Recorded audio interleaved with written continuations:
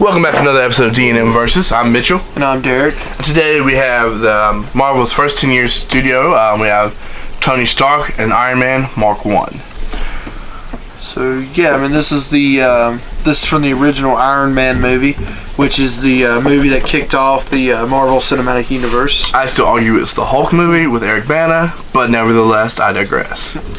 It's like it says on the side of the box, during a business trip gone wrong, Tony Stark is kidnapped and forced to create a mega missile for a group of radicals. Much to the surprise of his captors, Stark instead creates a super suit powered by an arc reactor. Where's my super suit? So, yes, I'm going to pop him on out and see what he's all about. Oh my god, it retaped itself. It actually has the Nanomechs from Infinity War. That's how it retaped itself. So, we dropped this little missile.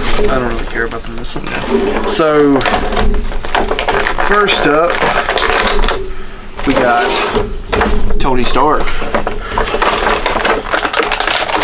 The man, the myth, the legend himself. Anthony, I don't know his middle name, Stark.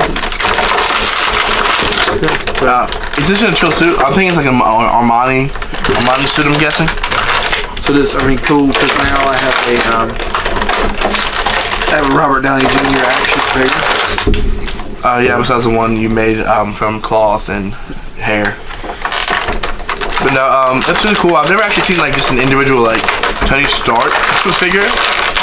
Every one I've seen is like an Iron Man suit with the head sculpt of Iron Man, you know? Yeah, I think before this, the only thing was an import figure from SH Figure Arts. But I think they had, like, Hot Toys had something. Yeah, well, Hot Toys has all kinds of stuff. Yeah, but Hot Toys is a little bit... It's on the pricier side, honestly, because Derek has a lot of collectibles, and I'm just starting mine. Like I said, we're both very, I don't want to say frugal, but we're very conscientious of what we spend on them. Because while, this is like, what, $30? 40 $40, yeah. Like, rather than you got two figures that are decent figures, rather than going and spending $40 on one figure that I'm not too crazy about. Huh? Can I do that with this in half? Listen, so far I can tell this is the Iron Man Mark 1 suit, of course. I really like it. Of course, it has a little gun here where it launches the missile. Got the flamethrower that he used to escape the cave. It's really good. I like it. I like it a lot. It is very accurate. You see a little arc reactor here, but I like it. It reminds me. I know it sounds dumb, but it actually genuinely reminds me of excuse me. It reminds me of the actual suit from the comics, the very first Iron Man comic that he built. Yeah. Except that one didn't have rockets on it. It was just a hard suit. I feel like it should be bigger though. Oh yeah, definitely. It definitely should be bigger because like here, put them side by side. I mean, it's not. I mean, like it's not much height difference. Maybe it's not even really the head. The helmet part of it is not even big enough to hold Tony Stark's head. So, I don't know. Yeah. I guess they wanted to save money, but I feel like if they would have did it closer to size. Yeah, it would have been a lot better, but it would have been more expensive as well. But I would have paid more. I mean, absolutely. And this one has your typical ab crunch to it. As a Navy suit. I mean, I wish it could have been a little bit bigger, but I do like the figure. I really wish, because this is actually double. I believe there's a Toys R Us exclusive pack that has this guy in it too. I would have actually rather had a Mark III Iron Man suit versus Ironmonger. I think that would have been a cool. Actually, I do want to get an Ironmonger figure though. I do want to get one of those. Give it a Jeff Bridges head. Yeah. The only complaint I have about this figure, well, I have two complaints. One, the suit jacket, like it does partially kind of come off and move around a little bit, but it's only so there's like a vest, and the sleeves are kind of made to feel like the rest of the suit, which is, I guess, frugal, and it kind of makes it able to be more affordable. And the face sculpt, you can tell clearly it's Tony Stark. But it looks like, I can't remember the other actor's name. He's from a different show. There's a new show on ABC called A Million Little Things. He's plays John, the guy that kills himself, which is kind of a dark thing to kind of bring up now. But it's a great show. You should check it out. It's completely against everything we're talking about, like nerd and like cliche, like this is Tony Stark and Iron Man and all the videos you normally make. But it's a great show. Check it out, especially if you're a dude. It talks about mental health. That's a hard thing. I think dudes have a time dealing with and talking about mental health, especially if you're being of ethnic descent as well. It's kind of more difficult as well in that area. But instead, in general, as a man, it's difficult in general. So check that out. Take a listen. It's a great show. It's funny and does have serious moments. But anyway, back to this. He looked like that actor. That's why I went on that tangent. Like I said, these are great.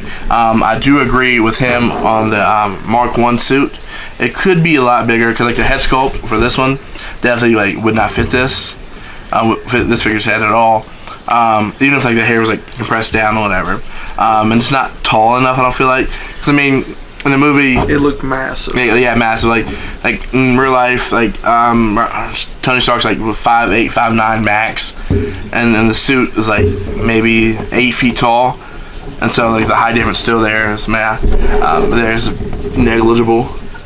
So I get I get what they're going for, kind of a similar size figure because it came in the figure packet too. But besides that, I do like the suit. It is. I would complain about the articulation of this one, but it does have decent articulation with it. Everything, shoulder swivels and arms. It doesn't have wrist, but then again, it was the Mark 1 suit and it had very limited parts and things like that. So for what it is and for what the suit was, I would give it an A+. And of course, he would somehow manage to find a way to put the Lord of Mischief himself onto Tony Stark's body, which is weird. I'm kind of digging it. Kind of reminds me of him from the beginning of Ragnarok. Yeah, Ragnarok, where when he goes to in Avengers 1 when he's going to the German museum. Because why are you dressed like? Are you a witch? He said, "I'm not a witch." He said, "Well, then why are you dressed like one?" Yeah. Again, the only thing I don't like about it on there is like the skin tone of the neck and the arms is like darker than this. So this looks like he just like put like super pale makeup on himself. I want to see. But I do love Loki as a character, so that's great. I want to see if maybe the Tony Stark head will fit on one of the. So we're just switching heads around to see what figures will fit on what.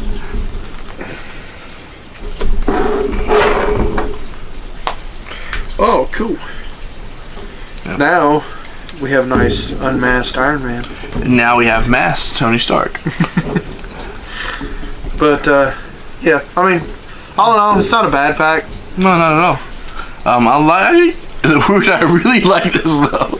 It's weird. I really like this for some reason. As I imagine walking around. Like, what are you doing? Nothing. Don't bother me. And I actually do not. I don't think. Yeah. Oh wait, it's not actually a. It doesn't have like an actual sculpt to it. Like, it just pops on and off, just in case. It's nothing fancy or cool about it. So I'm gonna put it back. This is the Mark 7 armor, I think. Is this Mark 7?